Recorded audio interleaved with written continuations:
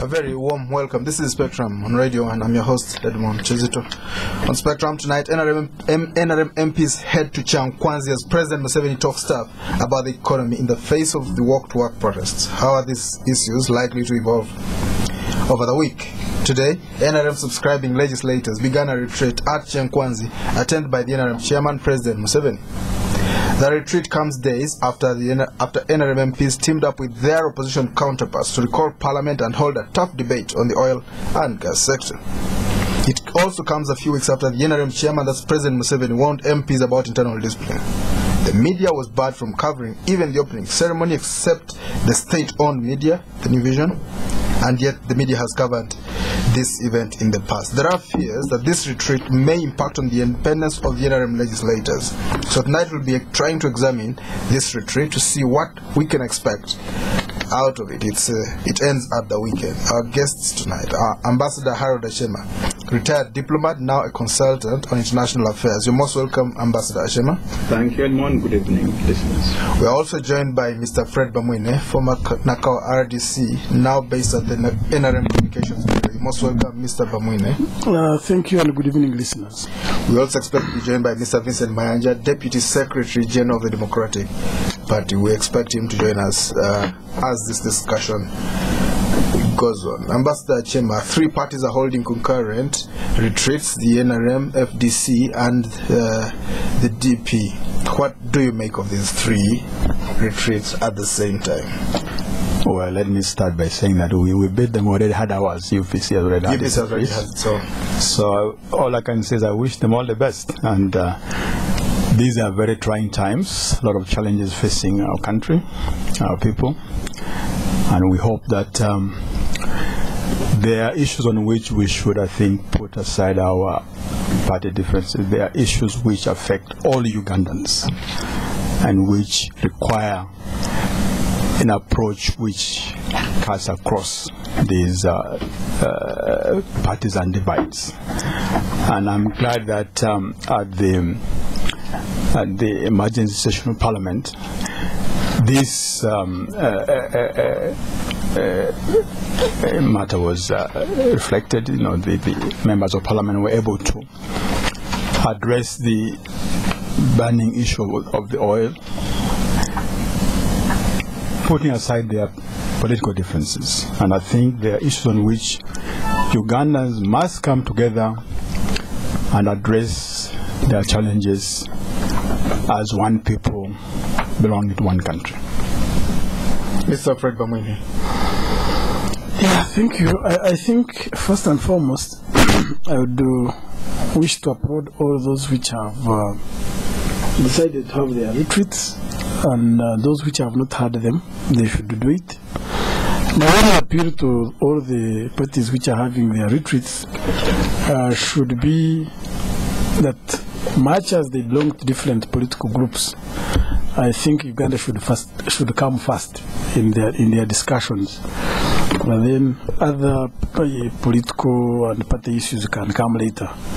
But more importantly, also, I think they also need to reflect on the cohesionness of the parties. Like, for instance, about NRM, I think for the NRM it is more than discussing national issues. There is also internal issues they are supposed to discuss, because there is no way you can have a better parliament, you can have better MPs, you can have a better party when there is no cohesiveness.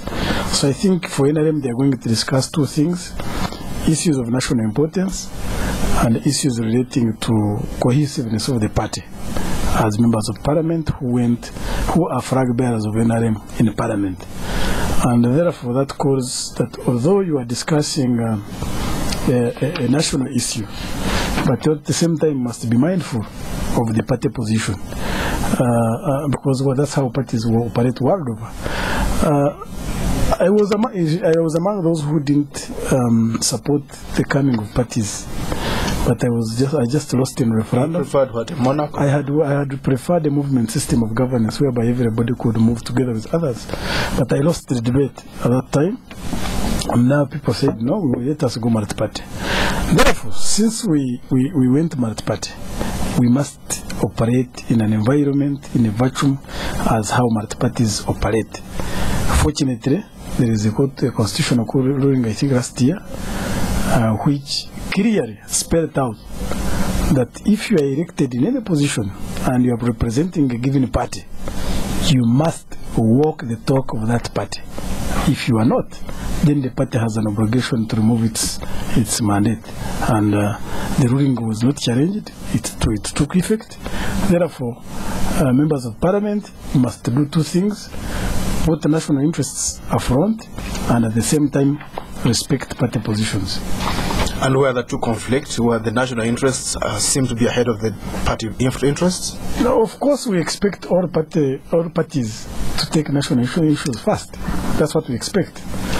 Any party which does not consider national issues first, then it doesn't deserve to be a party.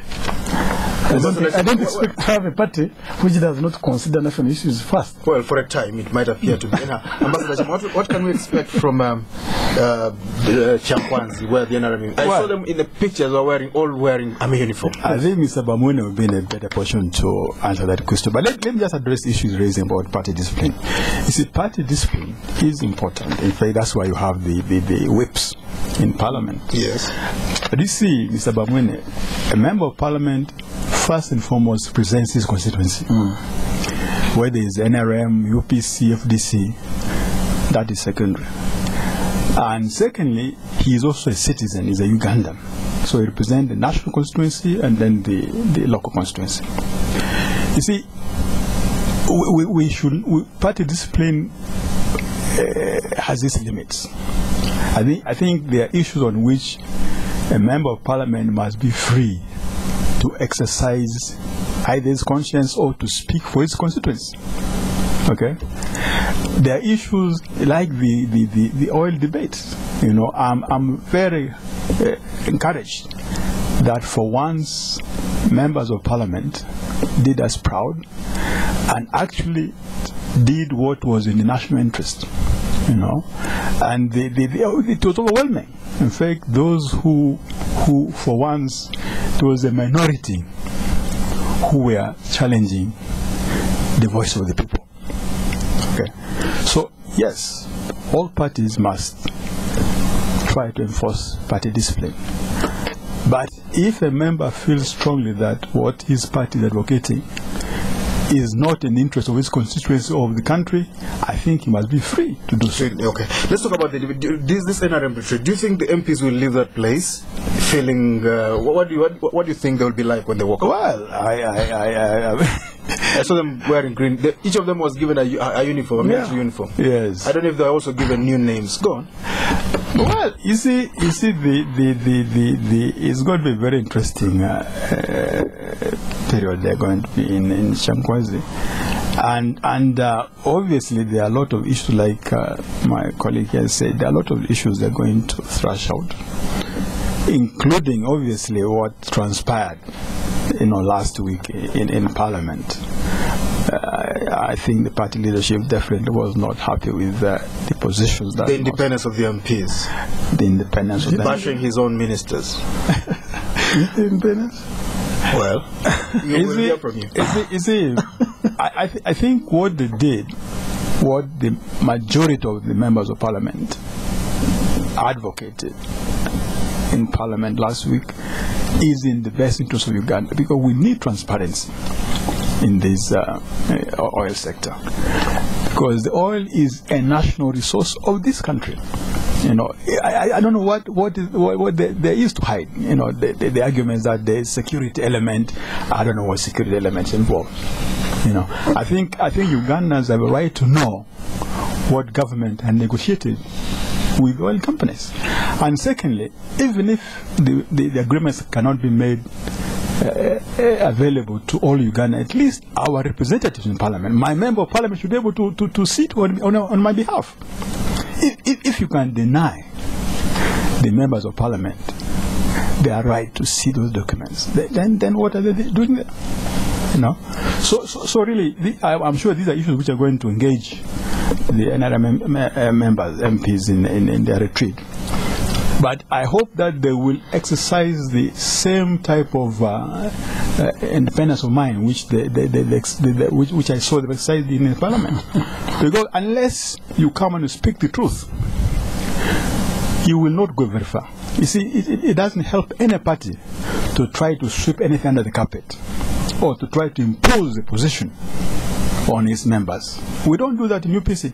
You have seen it, I'm sure, in the paper. We disagree on many issues, including the party ideology, and including some of the positions that the party leadership are taking. I think it's healthy. It is democratic in any case. Right.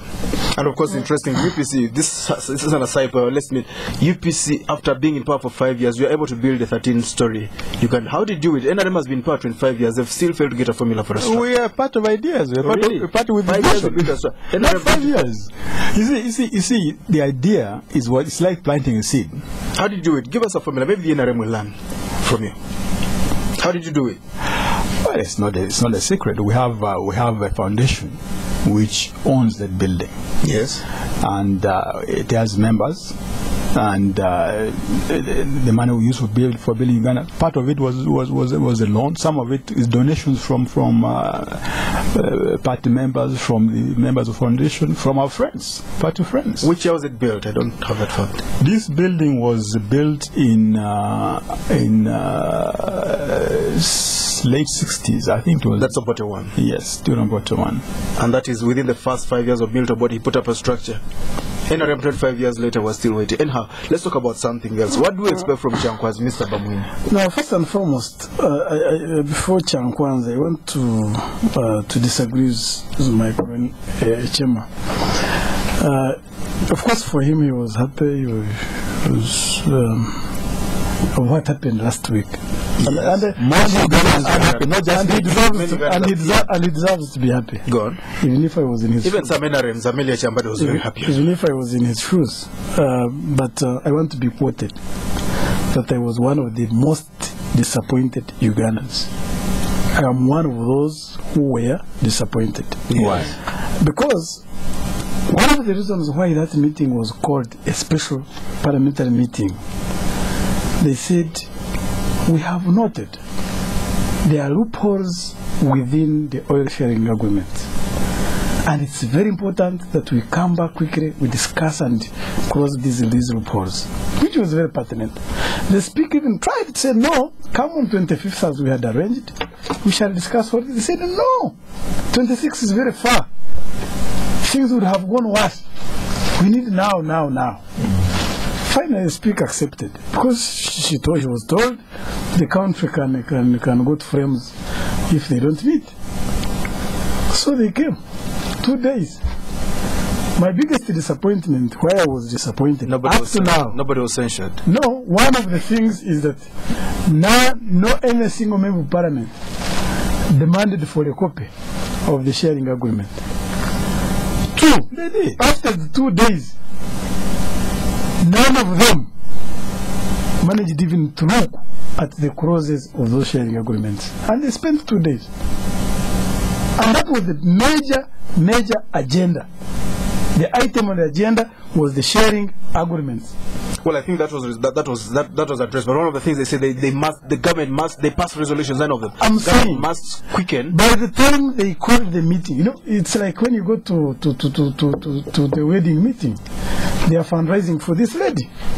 You go to a meeting, the fundraising. I think they laid out clearly the points that because according to what I need to know and their rules of procedure, I expected them before even they participate to raise a point of procedure before we discuss. Can we have our agreements? As he has said, every member of parliament should have a copy. I think there were. Is there any member who has a copy? Is there any member who raised it? I think it was the Attorney General who alleged or stated that these agreements were tabled in the last parliament by the then Minister for Energy, Honorable Hilary Onek. Physically they were tabled, but then they disappeared. Agree. Okay. And when the members of parliament wanted to see these agreements, they were not available. So there was that bone of contention whether the agreements, okay, it was tabled in a session of parliament to be like putting a document here, and then at the end of the session, the document vanishes. So really, you see, this is what raised that. Maybe I give you information. You know, yes. On a Thursday, the Speaker of Parliament came with 2 books, and she told the press, she said, I cannot call Parliament because they are saying, as Parliament, we don't have these copies of the sharing agreements, and they are here. That's what she said. On Friday, members of Parliament demanded that since they are with us as Parliament, therefore we need to look at them cross by cross, and we cross these gaps. That's when she accepted. But my disappointment that these people spent there 2 days. None of them demanded for them. None of them looked at them. But there were many other issues. There were many other issues. Yeah, but that was the biggest contention. Okay. All sharing agreements, they are not seen. We don't know what is there. All right, let's move. And how many are they? 370 what? About 400. None of them said, we have come to discuss these sharing agreements. Where are they? It was look at them. Mr. Bamwine. It was overtaken by them. This is what triggered. So, that's why I was telling you that I am one of those. Because I went to school, I know what it means. If you call a meeting for any function, and there is an agenda, and once you deviate from the agenda, it tells you how that event is likely to come out. Therefore, to me, since they did not represent what they were supposed to do up to now, let's move forward. The contents within the sharing agreements are still a mystery. We can't know. Mr. Bamwine, yes. President Museveni said WikiLeaks want to topple him from power. Is that something that you believe? Do you think they'll discuss it in Kyakwanzi? Yes. Do you think WikiLeaks wants him out of power or what? Not only WikiLeaks. There are many groups. Of course, President Museveni, from the word go, from 86, he removed people from power. Some of those he removed have never been happy. And along the way, even the people he came with, some of them have been trying to remove him, have not been happy. That meeting Ambassador Acemah is talking about, it was not only the oil, as you may call it, they changed hands. Oh, for that meeting? Money changed hands. In order to have a what? And I want to tell you, as we move along, events will unfold. Because of that's what he was talking about. Who gave money? That's when he was talking about transparency. Yes. I agree. That's why, if those arguments were tabled, they are looked at cross by cross, I'd be very comfortable. But in a situation that the members of Parliament deviated from the main cause, they even forgot that transparency was the main thing they wanted. They didn't forget, my friend. I did see them demanding. You see, they demanded from the speaker let us move forward. that we cannot wait for 25th. We want this meeting now. No, but therefore, to me, it was broader. To me, I think they didn't do what was supposed to be done. Why I'm saying that a lot of events took place and are still taking place, by the way. And money is changing hands. Who is giving money? You remember, there are oil competing companies. Okay. There are companies which refused to invest in the oil exploration, thinking there was no oil in Uganda. Some risked their money. Now that they have found out so far that Uganda, the oil have discovered so far, is 30%, who can take us about 30 years. They are estimating that, 5 years. That if we discover now the remaining 70, then we have a lot of deposits here. And everybody has now woken up. It's an oil debate. It is a succession debate. That's why the troops have been called in Kyakwanzi. And it calls you to, when you said that you saw them in under uniform. Yes. In Kyakwanzi is a barracks. Yes. There is a quarter guard. Yes. And you lose your identity at the quarter guard. But they don't give you a new name, do they? Once you enter the quarter guard, you get names for the time you are there. Is it? The codes. Yes. I've never been from there. The time you are there, you get codes. At the gate, the leadership or your leadership stops at the gate, at the quarter guard. And you surrender the leadership of the army, of the barracks. This is Spectrum. And the barracks takes on. We'll go for a break. We'll be right back. Is your internet provider turning your world upside down? Broadband Company offers fast and reliable internet solutions. And for the first 100 subscribers this month, we offer zero connection fees. Save up to 400,000. For more information on these offers, call toll-free 0800 222 111. Broadband Company, more than you expect. Let the sunlight in. Good morning, sunshine of my life. You look happy today. I am. I came in here and I saw there was a whole pile of washing to do. But I thought you didn't like doing the washing. No, I love it. Anything else you need washed? Sunlight 2-in-1 with added fabric softener. Smells so good, you want to use it again and again. Let the sunlight in. Sunlight 2-in-1. Sunlight clean, sunlight fresh. Sunlight in. Happiness is all around. Let the sunlight in. Maria! Hey, Mom, what are you doing here? I forgot to spread on the other slice, Maria. Take this. Hey, Mrs. Makumbi, what are you doing here? You know, Blue Band helps my child grow. That's why I spread on every slice. Every slice spread with Blue Band is an opportunity for your child to grow. So mums, spread on every slice. Daily Blue Band, daily growth. Spectrum on Radio 1 FM 90 is brought to you by Stanbic Bank. Welcome back on Spectrum tonight. NRM Mps head to Kyakwanzi as President Museveni talks tough about the economy in the face of the walk-to-work protest. How are these issues likely to evolve over the week? Our guests, Ambassador Acemah, Retd Diplomat-Now consultant on international affairs, and Mr. Bamwine, former Nakawa RDC-Now the NRM Communications Bureau. You'll be able to call in shortly and contribute to this discussion. Let's talk about the succession, the independence of Parliament. Do you think that the NPs will still be independent when they come back? They've been given uniforms and other things. I hope so. But from if the past is any guide, some of them might come, change. But I really hope that it's good for the country. It's good for the NRM. I think you don't want members of Parliament who are just there to say yes sir, and do whatever the leadership wants. I think it is healthy for Parliament and for the parties to have members of Parliament who have the will and ability to think about national issues.